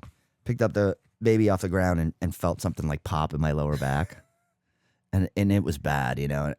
Thank God it wasn't so bad that it lasted, but it was like for 3 or 4 days I was bad back guy. And I remember I was at Capo, and it was the end of it was over. Yeah. And my car was parked across the street, and I like literally went into CVS and like bought something I didn't need because I wanted the comics out in front of Capo to like dissipate before I got in my car, because I didn't want anyone to see how I had to get, because it took me like 5 minutes to get in my car, like because I had to get in like I was 90 years old driving a Lamborghini. Like it was like I had to like hold on to it and like slip myself into it, because just sitting down normally just killed my back. Yeah, that's sinking. I was at Winter. Have you ever been at Winter Circle? Oh yeah, I'm on the wall. Are you really? Oh, hell Good. yeah, I'm on nice, the wall. man. So I was there 2 weeks ago, and I was getting out of the car. It's a drive, Yeah. and two women on the balcony were laughing, watching me get out of the car, because I was like, "Oh, it's the fuck me!" Yeah, Like I was with another comic. We drove Yeah. up together, so we were talking. I'm like, "My God!" And they were just Yeah. witnessing bird's eye view of this, Just and a- I looked. I said, "Are you guys laughing at me?" They're like, "Yeah." I'm like, "Well, It's good. You're already getting you laughed. should come to the comedy show, because I got more." You should see me talk. Yeah. It's And then also when I hilarious. was doing it, and I was doing my bit about getting older, they started really laughing. I'm like, "See, you guys were laughing." And That's I kind of brought them hilarious. into the. But yeah, when people are watching you Oh yeah. for amusement, like wow, now you're entertainment. Now you know you really got to do your stretching. I'm getting a lot of those. Like, I don't get ID'd at Fenway Park anymore, which is kind of hurts. Nice. You know? Oh, okay. I'll take it. I mean, it's convenient, but it's just funny because they're so strict. Yeah, 30, right? Yeah, they're so strict. Yeah. Another one was like I was in Cambridge and I hadn't been in Harvard Square in 100 years, and I did the Comedy Studio, and I was like, I'll just grab a drink, look at my notes. So I went to this bar around the corner, it's like this college bar. Yeah. And I had my ID, and the guy's like, "You're good, buddy." I was like, yeah, come on, asshole. I was like, "Yeah, you're right." Like, I hadn't been in a college bar like in this area. Yeah. And I was just like, "Oh man!" And I'm trying to remember another one. It's like, well, now I had a couple Instagram clips like go pretty big, and it's like so many comments like, "You're old, man." It's like one guy was like, I mean, there's nothing like teenage kids calling you old, And you're like, it's true. Here I am. Yeah. I don't mind them. Whatever.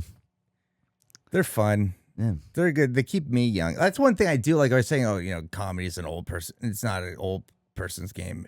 No, it's a young person's game. It is. Like, I mean, I'm not going out every night. Yeah. I never liked that idea anyway, because I'm like, I just got to go have some life experience too. Yeah.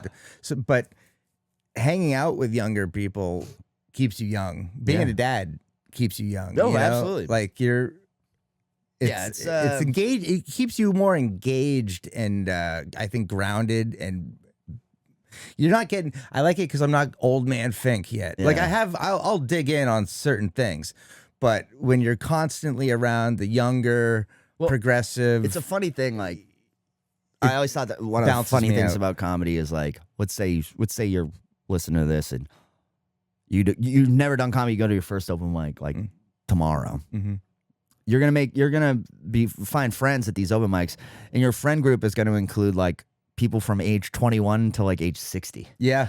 You know what I mean? I remember when we had the comedy softball league, it would just be so funny. I'd be like, in what other world would this 21-year-old lesbian be hanging out with this 65-year-old guy who like writes books about like finance? Yeah. You know what I mean? Like, that's one great thing about the comedy community. I sometimes get turned off by the cattiness of it. I try not to.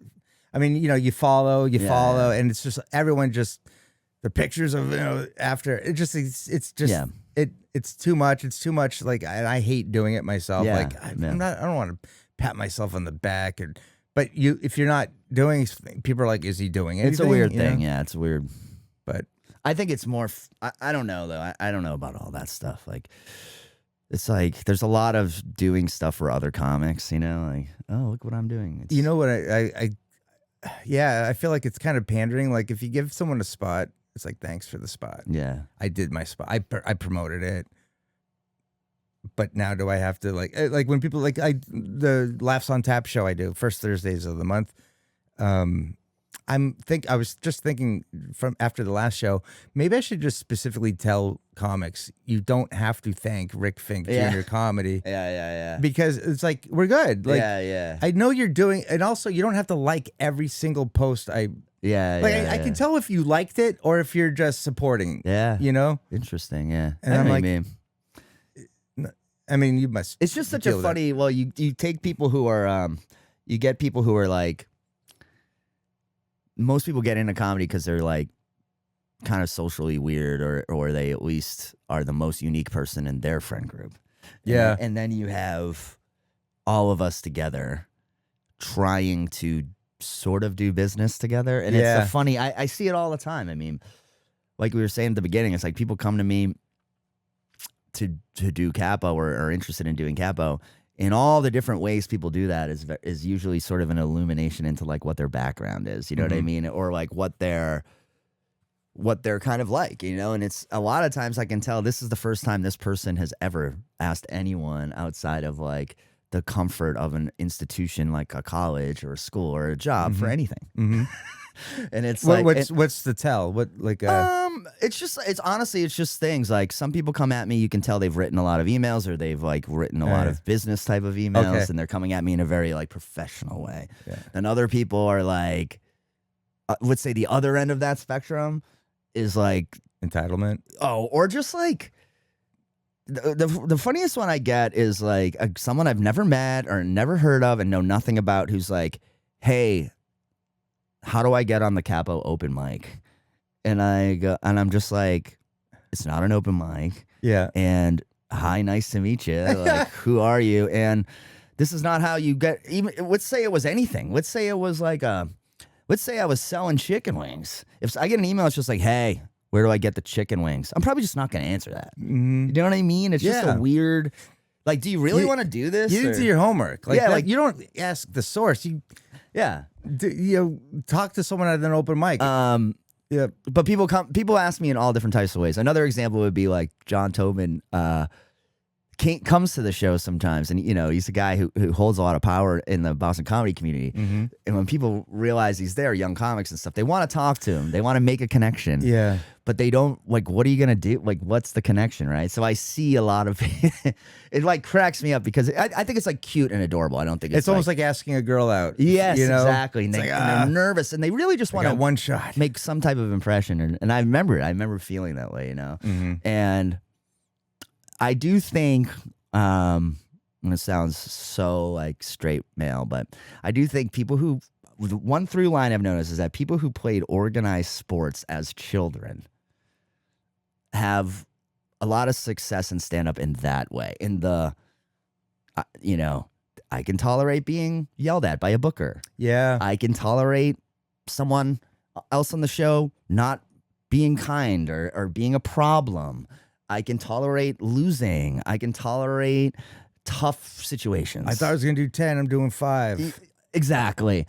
People who I'm played taking the bullet again every fucking time I come exactly. here. I'm having to eat some dirt today. Like, I always think it's going to make me a better comic. Yeah. But I've noticed that, like, the man, woman doesn't matter. But the ones who have like played some sort of organized thing tend to be, they're good at just handling, hey, look at me. I booked this gig. I wore a nice shirt. I'm here. Right.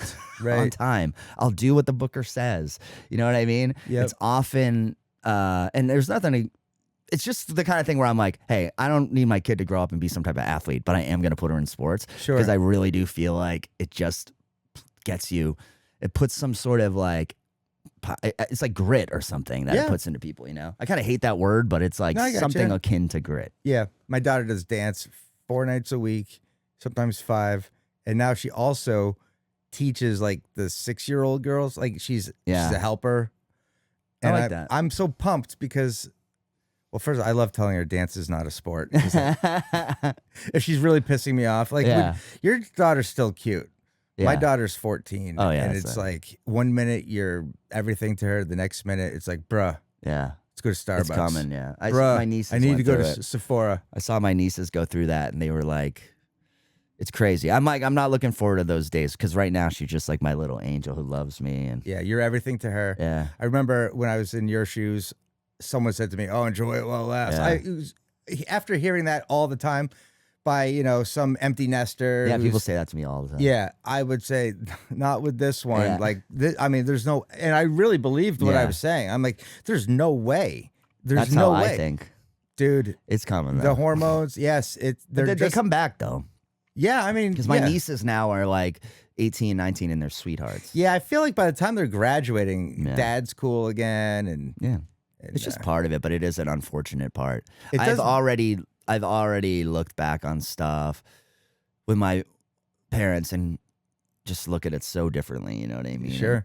And so much I give my parents so much more like grace than I did before, Yeah, in your situation, it's so fleeting, it's so fast. What that 2-year-old daughter's, she will not exist in a year. It's like she's already like, it's just, I feel like the real kick in the dick right now is we're in the prime. Like, I've got you for 5 more years before you're out. We got you up to this level. You have a personality, you have opinions, you have, a certain disposition, and your likes, your dislike. Like, there's so much, you got so much, you're the complete package of a person now. And you're thinking for yourself, you have autonomy, but God, you're such a pain in the ass. Like, why do you have to be such a fucking asshole? Just be nice to me. I know, right? Like, sometimes it really, like, I'm thick-skinned, but sometimes I like she'll say stuff to me. I'm just like, do you still see the 2-year-old when you look at her sometimes? Do you still? Oh yeah. Like she's leaving for school today. I'm like, give Dad a hug, give Dad, and she's opening the door, which is always the time I could just grab the backpack. And she's like, Dad. Yeah. But do you remember being that age though? It's like the worst. People always go, "Oh, I'd love to go back or something." I'm like, you'd have to kill me to go back to high school, man. I would not want to do it again. No, I went to my high school 30th like 2 years ago, and it was. I always say it was almost like heavenly, like an experience, because it's like these are the people I've known since I was like 6 years old. Yeah. And here we are, 48 years old, and it felt like yesterday. Yeah. Which freaked me out because I'm like, if that's 30 years and I'm 48, yeah, that's how much the time I have left on this planet is about the time from high school to today. Yeah, I know. And it didn't feel like a lot. Like, what did you do? You went to college? How many of those are good? Huh? How many of those future years are going to be good, Yeah, right. Well, I feel like it's going to. That's why the health has to stay in. Like I'm just more cognizant of health. And that's me, though. If I'm smoke too much weed, I'm like, oh my God, I'm 40. Like, I had to quit that. When she's 10, I'll be 53. When she's 20, I'll be 63. I know. And people are getting married later. It's like, I hope I get to walk my daughter down the aisle. That just seems to be a life experience that I'm already like, I make jokes like, I'm like, I hope I'm alive. I know. I remember that's why we quit smoking. Yeah, my grandparents died. I was in my 30s, almost 40. Like, wow, what a great, I knew them. Both my grandfathers were dead. My grandfather died before I was born, one of them, and then the other one died like when I was like 5, but they were both like lived really hard. They like lived that old fashioned like whiskey Irish, cigarettes. Like, died in their 60s, and both their wives lived into their 90s. But did they have blue collar jobs that had like. One was a mailman and one was a longshoreman. Yeah, okay. I don't know if there'd be any environmental impact. Longshoremen would have some environmental impact. But like if these people, the coal miners, come on, your life auto expectancy mechanics, is 40. they all get like Parkinson's. Oh, do they? Just a lot the of older fumes. fashioned ones, and I got to get going soon though. I'm doing another podcast with Del Volpe at 1. We're trying to do a new one together. Nice. It's called Second Best Friends. I'm happy for you guys. You both are tied for being on Small Town Scuttlebutt twice. Hell yeah. He told me he's been out here to like Fink Studios. Yeah, it wasn't like this though. We had like a table sit across from each other. Like that was nice. That was more like who was the guy? Larry King. Yeah, remember that? That was kind of like that setup. And now I just like Bill Maher. Is nice, And I don't know if you ever seen Bill Maher's I've Club seen Random. all the times, yeah. I'm like, that's the setup I'm gonna make. Just 2 couches. Like if we have like more people, I'll bring the table out. But we should smoke joints like Bill Maher does. And just like drink. Like, dude, he's so. Yeah. He's still smarter than me by a million miles. Super tiny man. Is he really? I only met him very briefly in Los Angeles, and he's like a horse jockey. Like, yeah, absolutely. Huge head. Yeah. Huge head, little body, nice clothing. He used to piss me off. Like I'm two like blondes with him, two like Playboy bunnies. I'm like, this guy with the big nose, the dumb bulbous head, the confident the smarmy, like arrogant attitude, and he's always at the Playboy Mansion. Fuck that guy. Yeah. And now I'm like, he's the man. Like he is not indoctrinated into anything. He just sees shit and he rips on it. Like that's like I like when he talks politics because he just attacks the problems, not the personalities of the people or the party. It's like everyone's like he makes you think. Dude. I just think there's nothing easier though than being a comic. There's nothing easier than saying the easy solutions to like global problems that just can't be really instituted. Yeah. It's like, oh, I get to sit here as a comic and say all these ways I could fix the world, but it's like, do you think like the powers that be haven't thought of that? It's just not, things aren't that easy. That's one of the things I tell myself when I want to reply to something. Or I was like, dude, it's just dude, you have to put your faith in the people that are doing it and know everything, and also you can't do it. All right. Well, do you want to plug anything? Yeah, I'll plug this new podcast. It's called Second Best Friends. So if you're watching this on YouTube, type it in the search.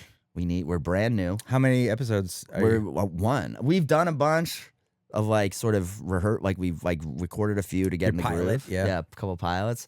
But now we got our first one up, and it's good. It's fun. Where do you do it? We do it on Zoom.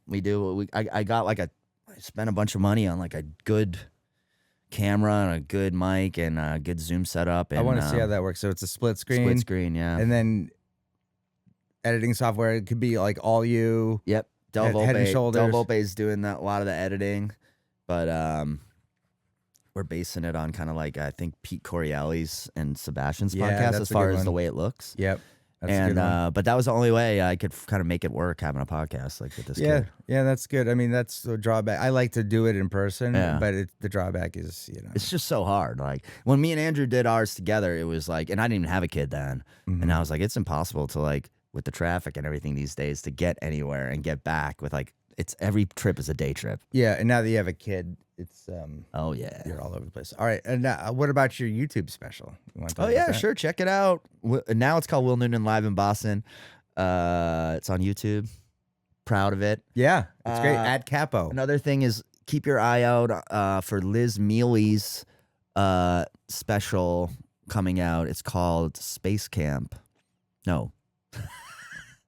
It's called This Is Camping. Sorry. Space Camp was her previous special. This Is Camping. I directed it. Yep.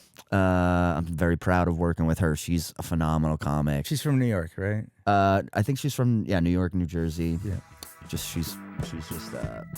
It was a joy to work with her. Yeah. But that's coming out, and I've also and Kelly McFarland has a special called Hot Gnome that I also directed. Oh, nice. So check those out, all on YouTube. Awesome. All right, for Small Town Scuttlebutt, Will Noonan, I'm Rick Fink. Take care. See you next week. Bye.